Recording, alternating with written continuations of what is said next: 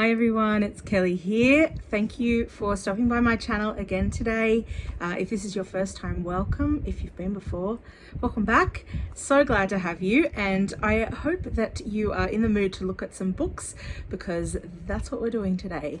It is time for another haul. I have not held back with my book shopping in the month of January, and I have acquired a lot of books again. So it's clear, if you have watched some of my book hauls in the past, that I have no self-control when it comes to buying books.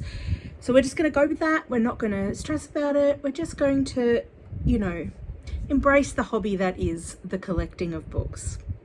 Okay, so let me show you what I've got. So I've got a couple of different sources of books at the moment. A lot of these are books that I have ordered for myself. That I picked up secondhand at two different places. So I will tell you all about that as we go along. So the first thing I want to show you is a little indulgence, something that I have had my eye on for a while, and I decided, because despite the fact that I had dropped the heaviest of hints, not even a hint like a please buy me this for my birthday, I did not receive this for my birthday, so I decided to buy it for myself, because too bad. That is the Puffin In Bloom collection, and as you can see from the spines, we've got Little Women, we've got Anne of Green Gables, A Little Princess, and Heidi, and you can see that they are absolutely stunning editions of these classics. Just pull one out for you just to give you an idea of how gorgeous they are. They're all hardback.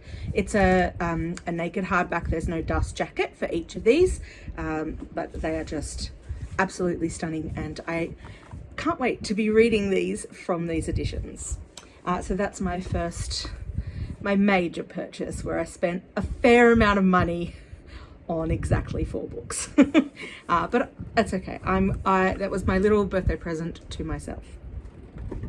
Then I have a book club that I take part in, where we are reading books around the world, and the month of February is Indonesia is the country we're reading from, and our process for deciding what book is, we do a bit of research, we find books that sound interesting to us, we put it to a vote, and then one is chosen.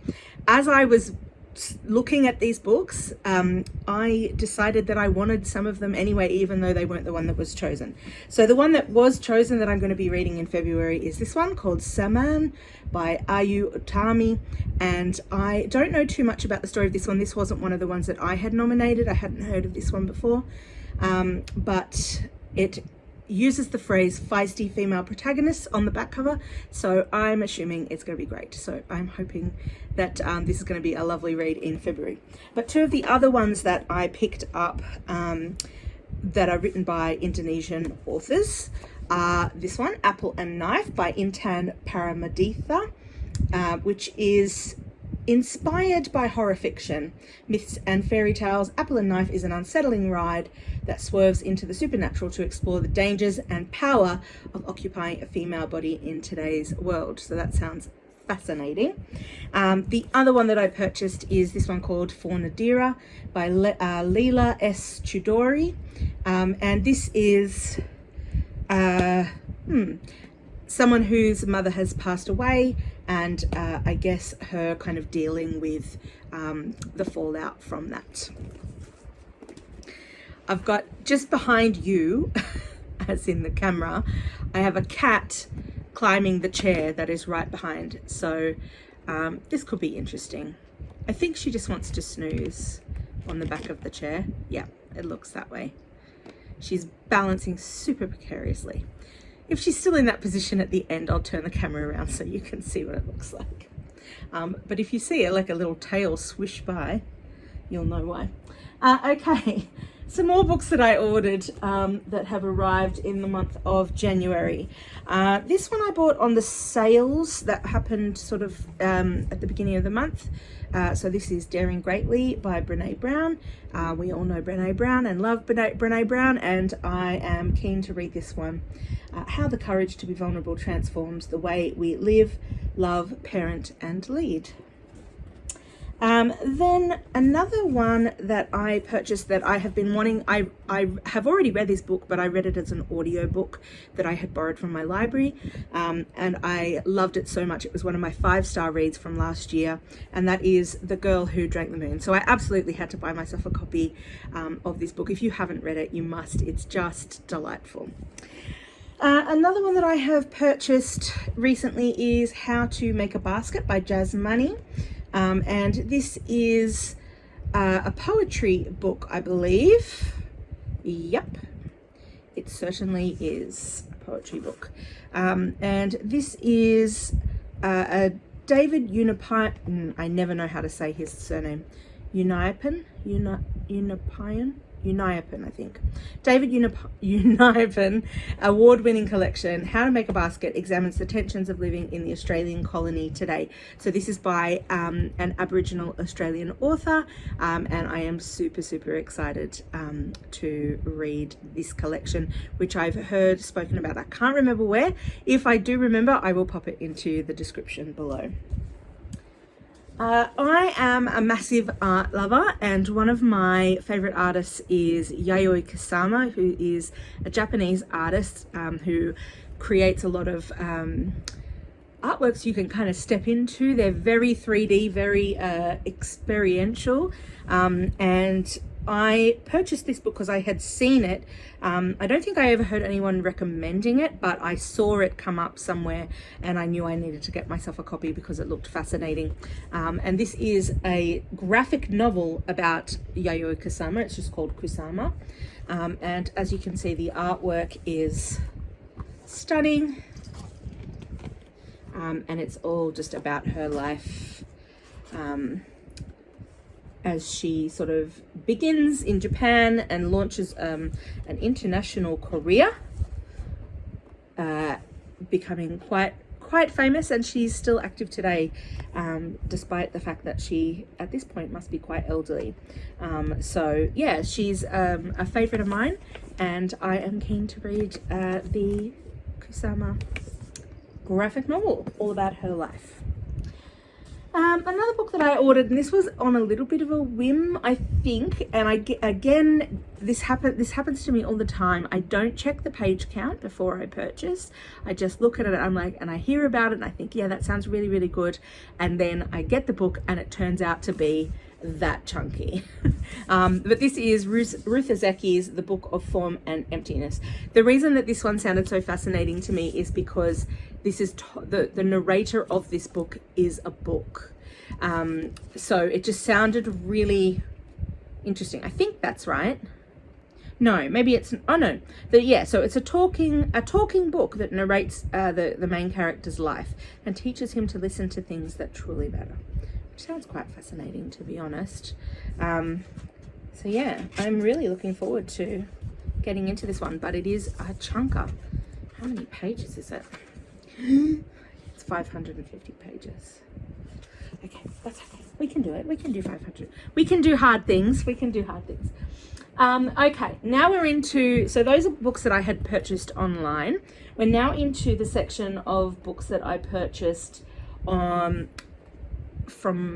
places in real life. Like I went to a place and I bought the books. So the first was I went on another trip to one of my favorite bookstores in Sydney that I've spoken about before, Berkeleau Books in Leichhardt. It has the downstairs part is new books and the upstairs part is secondhand books. So I'll show you the two new books that I bought, and then I'm going to show you the secondhand books I bought. So one of them, again, I've spoken many times on this channel about this book because of how much I loved it. It is The Year the Maps Changed. I finally got myself a physical copy of it, and it happened to be a signed copy, so that's super exciting. And I look forward to reading this book with my eyes, given that I have only so far read it with my ears via audiobook. Another exciting thing that happened when I was at this bookshop was I discovered that I've spoken about an author on this channel who is somebody that I know. Her name is Shankari Chandran, and I taught her son. So I've spoken about one of her other books that I found on a secondhand book trip at some point, and I was really excited to read it. I still haven't gotten around to it, though I am planning to get to it early on this year. But I discovered that she has recently published a new book, so I picked up a copy from that same bookstore. It's called Chai Time at Cinnamon Gardens.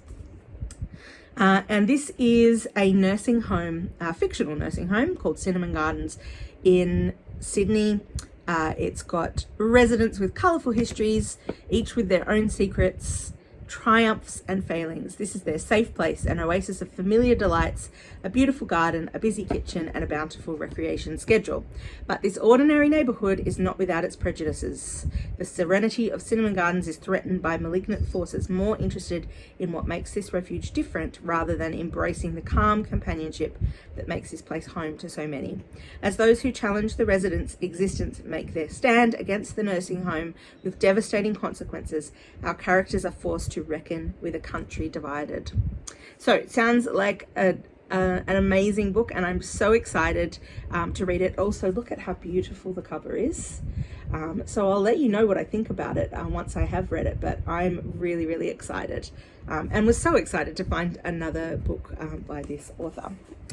Then we get into our second-hand haul. So I've got some that I got from the upstairs part of Berkeley Books in Leichhardt. I've got, this possibly was not a good idea, but here we go. As in where I've stacked them, not buying the books. I have no regrets. So this one is All Passion Spent by Vita Sackville-West. Now I knew the name Vita Sackville-West, and that's why I picked this up, because also I read the back. I was like, this looks really good. So basically we've got a woman who is the wife of an elder statesman, a former Prime Minister of Great Britain and Viceroy of India. He passes away, and everyone assumes that his 88-year-old widow is going to just sort of like, you know, fade away in her grief and so on, and she's just like, nope, and goes and has like the best life ever, just doing whatever she wants and feeling free and reveling in her newfound freedom. So it sounds like an amazing book, and that's the main reason I picked it up. But I knew the name, but I couldn't work out where I'd heard the name from. But I believe that she was one of Virginia Woolf's lovers at one point, and I heard about that after I had picked this up, and that might have been where I'd heard the name before, but it was in the back of my mind, but I couldn't place exactly why I knew this name. So this sounds like an amazing book by an amazing author. Another one that I picked up that I had not heard about before, and this is like what I love about doing shopping at a bookstore, especially secondhand bookstores, because you find really interesting gems when you do it. But I just love the serendipity of coming across something you've not heard of before that just sounds really, really fascinating. So this is one of the ones that I picked up that I hadn't heard anything about. It's called Every Day is for the Thief by Teju Cole. I don't know if I'm pronouncing that name correctly. Could be Teju. Anyway, this just sounded like a really, really interesting read, so I'll give you the synopsis. So this is it says it's a spare, precise novel, which is a haunting meditation on a man's return to Nigeria. A young Nigerian living in New York goes home to Lagos for a short visit, finding a place both familiar and strange. In the city dense with story, the unnamed narrator moves through a mosaic of life, hoping to find inspiration for his own. He reconnects with old friends, a former girlfriend, and extended family, taps into the energies of Lagos life, creative, malevolent, ambiguous, and slowly begins to reconcile the profound changes that have taken place in his country and in himself. So it just sounded like a really interesting novel. It's quite short, so it's less than 200 pages, 162 pages, and it just sounds like, you know, it's going to contain really interesting vignettes of life in the capital city of Nigeria, and sort of that real kind of self-reflection from the narrator, which sounds just right up my alley. So I'm really looking forward to this one. I recently heard this book being recommended on Rick McDonnell's channel, which I will link the video that he made about this book. And it's called Hausfrau by Jill Alexander Essbaum. And I won't go too much into it, but basically we've got a woman who is lives an affluent life in Zurich, and she's an American expat, so she sort of like doesn't feel like she fits in, and she ends up feeling, you know, not just like an outsider in the place where she's living, but also an outsider within her own marriage, and it leads to her seeking out sexual experiences and basically cheating on her husband. But the way that Rick McDonnell talked about it sounded really, really fascinating. So I will link you that video if you want to have a little bit more insight from someone who's actually read the book. But yeah, Hausfrau, I couldn't believe, like, I'd literally just watched the video maybe a day or two before I went to the shop, and then I found the book. So I was like, well, like, there's the serendipity for you. That's a purchase that must be made. Another one that I have picked up there at that same store is The Woolgrower's Companion by Joy Rhoades. This is one that I have actually already purchased on in the sales on my e-reader, but this is a historical fiction set in Australia until now. It's in 1945. So until now, Kate Dowd has led a sheltered life on Amiens, her family's sprawling sheep station in northern New South Wales. The horrors of war have, for the most part, left her untouched. But with her father succumbing to wounds he's borne since the Great War, the management of the farm is increasingly falling on Kate's shoulders. With only the sheep rearing book, The Woolgrower's Companion, to guide her, Kate rises to the challenge. However, the arrival of two Italian prisoner of war labourers unsettles not only the other workers, but Kate too, especially when she finds herself drawn to the enigmatic Luca Canali. Then she receives devastating news. The farm is near bankrupt and the bank is set to repossess. Given just 8 weeks to pay the debt, Kate is now in a race to save everything she holds dear. So it just sounded like a really interesting historical fiction set in the state in which I live, in Australia. And also, I mean, you've got to admit, that's a beautiful cover. So definitely interested in getting to this one ASAP, even though I've had it sitting there. You know what it is? It's the difference between, you know, seeing the physical copy of the book. It's visible to you, and also it reminds you that it's there, as well as, you know, you can pick it up and be like, oh yeah, that's why I picked that up. Whereas when you've got the ebook and it's just listed in the list, I don't know, it's not quite the same thing. So yeah, very keen to get to this one. And the last book that I picked up there is called The Last Migration. This was a real find because this is still available to buy at full normal price, by Charlotte McConaghy. In one of my recent videos, I talked about another Charlotte McConaghy book called Once There Were Wolves. I've actually still got it sitting in my cart, which was a book that I picked up when I was on my holidays so it was my last haul video. But this is the one that precedes it. So this has some amazing praise from some amazing authors on the cover. It says on the back, "How far would you go for love? Franny Stone is determined to go to the end of the earth, following the last of the Arctic terns on what may be their final migration to Antarctica. As animal populations plummet and commercial fishing faces prohibition, Franny talks her way onto one of the few remaining boats heading south. But as she and the eccentric crew travel further from the shore and safety, the dark secrets of Franny's life begin to unspool. A daughter's yearning search for her mother, an impulsive, passionate marriage, a shocking crime. Haunted by love and violence, Franny must confront what she is really running towards and from." So it begins on the west coast of Ireland, goes to Australia, goes to Greenland, and of course heading towards Antarctica, I suppose. So yeah, it sounds like it's sort of a globe-trotting fiction, but obviously sort of set in our current climate crisis and all of those kind of things. So I'm really fascinated by this topic, and I'm really interested. My mum has read this and she really loved it, so I was very happy to find myself a copy when I was there. The last 4 books that I'm going to show you today are ones that I picked up from Facebook Marketplace at $3 a pop, so $12 altogether, and was very, very excited to get these. So the first one, and this was the main one that I was interested in when I was looking at this person's post of books they were selling, is Sorrow and Bliss by Meg Mason. Again, I believe this is an Australian author. Yep, I believe so. We've got an Australian on the back, Annabelle Crabb, who is a journalist who I love, and author as well, who loved the book. And she's saying it's been compared to Fleabag, so that should be interesting. Anyway, here is the synopsis. This novel is about a woman called Martha. She knows there is something wrong with her, but she doesn't know what it is. Her husband, Patrick, thinks she is fine.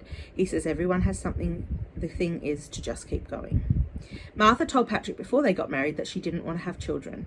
He said he didn't mind either way because he has loved her since he was 14, and making her happy is all that matters, although he does not seem able to do it. By the time Martha finds out what is wrong, it doesn't really matter anymore. It is too late to get the only thing she has ever wanted. Or maybe it will turn out that if you can stop loving someone and start again from nothing, if you can find something else to want. Hang on. Or maybe it will turn out that you can stop loving someone and start again from nothing if you can find something else to want. That did not scan well in my brain. The book is set in London and Oxford. It is sad and funny. That's a very odd synopsis on the back of the book. But it's had plenty of praise. So anyway, I'd heard good things about this book, and I am very interested to read it. So this is the one that I was in particular interested in, so I was glad that it had not already sold. As well as that, I was able to get a copy of Adults by Emma Jane Unsworth. Jenny is unloved, unemployable, and emotionally unfiltered. Her long-suffering friend seems sick of her, and whilst her social media portrays her life as a bed of roses, it is more of a dying succulent. Adults is what you want it to be: a misadventure of maturity, a satire on our age of self-promotion, a tender look at the impossibility of womanhood, a love story, a riot. And Emma Jane Unsworth is the only voice to hear it from. Adults is excruciating, a gut punch of hilarity, and a book laden with truth that you will read again and again. So that sounds pretty good. I've also got a copy of Half of a Yellow Sun. I'm really sorry, I'm not going to attempt to pronounce the author's name because I know I'm going to butcher it, so apologies there. This was the winner of the 2007 Bailey's Women's Prize for Fiction. And I know literally nothing about it other than that this author is Nigerian, because she was one that I was looking at when I was when we were doing Nigeria in my Around the World book club. So it's set in 1960s Nigeria. 3 lives intersect. Ugwu works as a houseboy for a university lecturer. Alana has abandoned her life of privilege to live with her charismatic lover, the lecturer.